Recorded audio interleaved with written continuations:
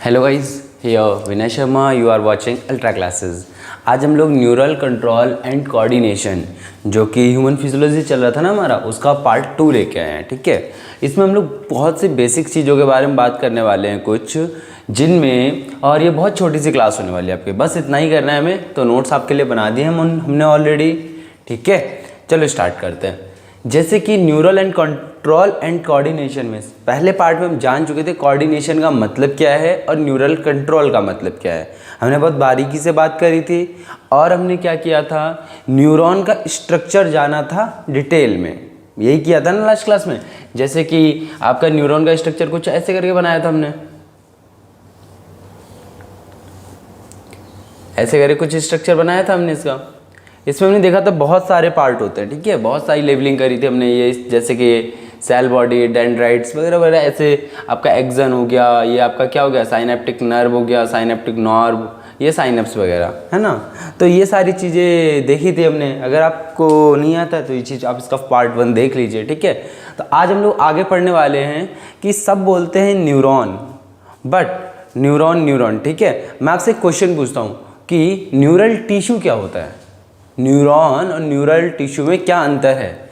लोग बोलते हैं tissue is a collection of cell, यही बोलते हैं सब, आप सब यही बोलते हैं ना, tissue is a collection of cell, same type of cell which have a particular function, यही ना।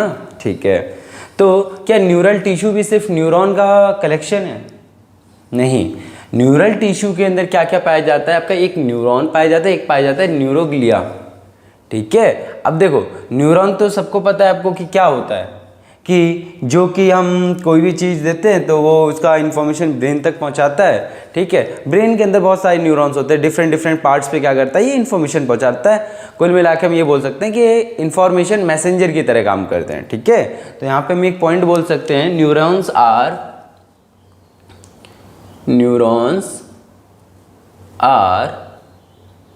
Informative messenger. ये बात हम बोल सकते हैं न्यूरॉन्स के बारे में कि इन्फॉर्मेटिव क्या है, मैसेंजर हैं। क्लियर हुआ। उसके बाद हमें बोलना है न्यूरोग्लिया। ये क्या होता है, देखो ये कुछ ऐसे सेल हैं जो न्यूरॉन को उनकी फंक्शनिंग में हेल्प करते हैं, मींस सपोर्ट करते हैं। अभी आगे इसमें हमें इसके बारे में बहुत डिटेल में पढ़ना है इसी चैप्टर में। तो वही लिखा है, these are the cell which support neuron in their functioning. ठीक है, कोई भी काम करने में, जैसे सिग्नल वगैरह ट्रांसफर वगैरह करने में, ठीक है, इनको होल्ड करना, इनका मेन काम होता है, इसको होल्ड करना है न्यूरॉन्स को।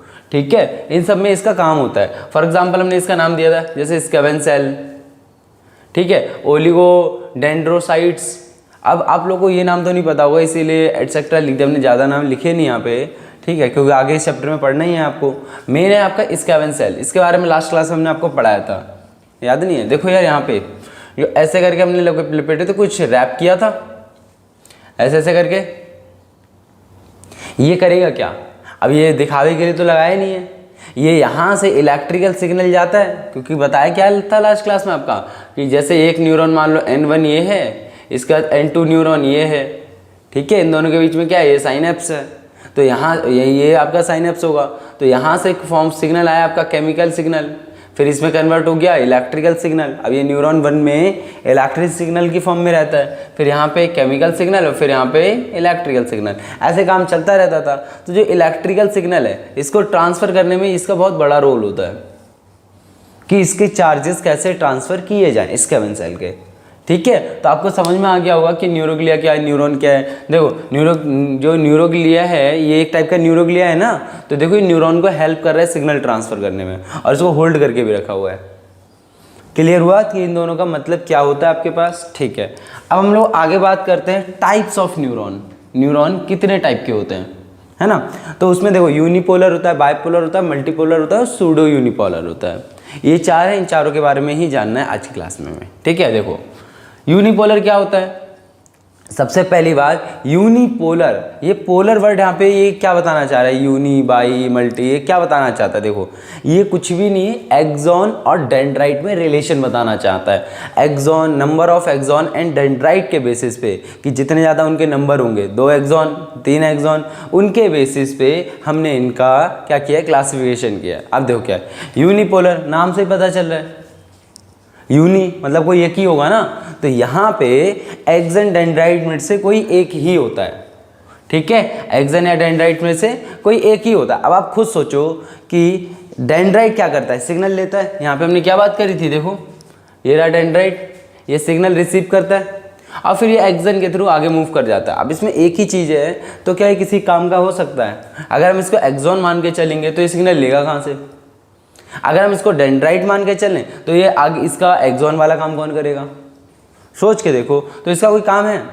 ज़्यादा फंक्शनिंग नहीं है इसकी कुछ, ठीक है। तो इसका क्या बोलते हो, सबसे पहली बात ये एम्ब्रायोनिक स्टेज में पाया जाता है। एम्ब्रायोनिक जानते हो ना स्टेज, है ना, इतना तो पता ही होगा यार। जब बेबी पेट के अंदर होता है ना, स्टमक के अंदर होता है जब, तो उसमें क्या होता है कि वो एम्ब्रायोनिक स्टेज में होता है ना, जब वो एम्ब्रायो होता है, ठीक है। तो it is only found in embryonic stage. और ये बाद में जब इसका कोई काम ही नहीं है, फर्दर कन्वर्ट इनटू मल्टीपोलर और बाइपोलर न्यूरॉन। पता है आपको एक इन्फॉर्मेशन दे बढ़िया वाली कि आपका जो बेबी होता है ना, जब ये बाहर निकलता है तो इसके अंदर बहुत सारे चेंजेस होते हैं। एक बॉडी के अंदर जो बॉडी पूरा सिस्टम, ये समझ लीजिए मैक्सिमम सिस्टम उसका अंदर अलग है और बाहर आने के बाद अलग है। एग्जांपल देते हैं, चलो आपको ये ब्रेन से हटके एग्जांपल देते हैं। जैसे कि मान लो जो बच्चा है, क्या वो सांस लेता है अंदर? क्योंकि सांस हम लेते किस लिए, ऑक्सीजन हम लेते किस लिए? ताकि हमारी बॉडी के अंदर ग्लूकोज टूट सके, इसीलिए लेते, ठीक है ना।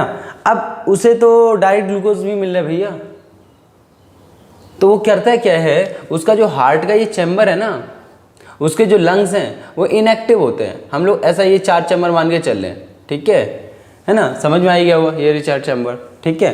तो यहाँ से आपको पता है ब्लड इसके अंदर आता है, इसके अंदर आता है, यहाँ से ऑक्सीडेटेड ब्लड बाहर जाता है, फिर यहाँ से फिर एंट्री मारा अंदर, फिर यहाँ से बाहर गया, यही हुआ।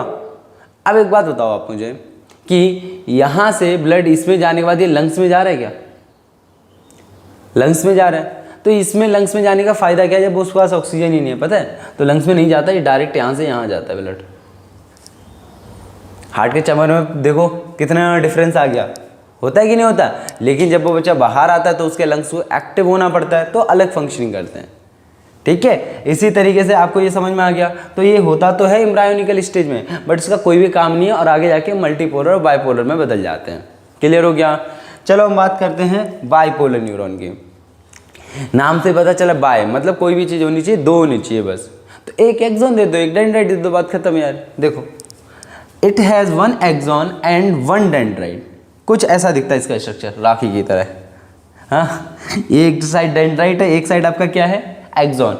पाया कहाँ जाता है? आपकी जो आइज़ है ना, आइज़ में जो रेटिना वाला पार्ट है जहाँ पे आपकी इमेज बनती है, अगर आप किसी को देख रहे हो तो इमेज बन रही होगी ना, तो वहाँ पे जो न्यूरॉन पाए जाते हैं वो न्यूरॉन है आपके बाइपोलर न्यूरॉन। पता है इनके बारे में काफ़ी डिटेल में पढ़ना है, इसी चैप्टर में भी आगे पढ़ेंगे। आज हम बस बेसिक इन्फॉर्मेशन ले रहे हैं इनके बारे में।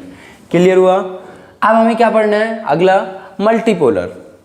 मल्टीपोलर, ठीक है। अब मल्टीपोलर में क्या होता है, अब नाम से ही पता चले बहुत सारे। अब एक्सॉन तो यार हम बहुत सारे करने से रहे, नहीं करेंगे ना, तो आपके डेंड्राइट बहुत सारे होंगे बट एक्सॉन क्या होगा, एक ही होगा। फॉर एग्जांपल जैसे कि ये देखो, ये न्यूरॉन था जो हमने कल स्ट्रक्चर बनाए थे, इसमें हमने देखो डेंड्राइट कितने सारे बनाए थे, बहुत सारे बनाए थे, बट एक्सॉन एक ही था, ये वाला डेंड्राइट बहुत सारे थे, एक्सॉन एक ही था। तो it is an example of multipolar, multipolar neuron. समझ में आया मल्टीपोलर न्यूरॉन क्या होता है? ठीक है, वही लिखा हुआ है आपका, मैनी डेंड्राइट्स एंड 1 एक्सॉन। अब सवाल ये उठता है पाया कहाँ जाता है? तो इतना इंपॉर्टेंट है, बहुत सारे सिग्नल ले रहा है, ठीक है। अब सिग्नल हमारे बहुत सारे जाते किस में, हमारे ब्रेन में जाते हैं मोस्टली सिग्नल।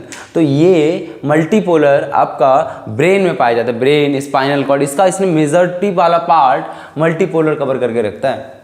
बहुत मतलब मल्टीपोलर आपका बहुत ज़्यादा क्वान्टिटी में होते हैं, ठीक है। तो इसके बाद आगे बात करें तो सूडो यूनिपोलर। देखो सूडो का मतलब है, शुरू से क्या पढ़ाया जाता है, सूडो केमिस्ट्री में भी तो पढ़ते हो, सूडो फर्स्ट ऑर्डर रिएक्शन। अच्छा अब ये तो आप 11th में हो ना, अभी आपने नहीं पढ़ी। सूडो का मतलब होता है बेटा झूठ। आपने ये तो पढ़ा होगा सूडोपोडिया, सूडोपोडिया किसमें होता है, बोलो बोलो, झूठे पैर, अमीबा होता है कि नहीं होता, कि जो खाने को ऐसा करे अंदर लेता है, अंदर लेता है ना, तो वही सूडोपोडिया। तो हम सूडो का मतलब क्या होता है, झूठ। अब यूनिपोलर मतलब कुछ इस तरीके से होगा कि या तो एक एक्सॉन होगा या एक डेंड्राइट होगा। तो देखो झूठा यूनिपोलर, देखो इसके नाम के हिसाब से हम इसका डायग्राम बनाने की कोशिश करते हैं। देखो आपका जैसे सूडो यूनिपोलर है, ठीक है भैया, पहले हम एक यूनिपोलर स्ट्रक्चर बनाएंगे। ये लो बन गया एक यूनिपोलर, लेकिन इनने बोला आगे जाके सूडो है, झूठ है भैया, तो आगे जाके चुपके से ये दो पार्ट में डिवाइड हो गया।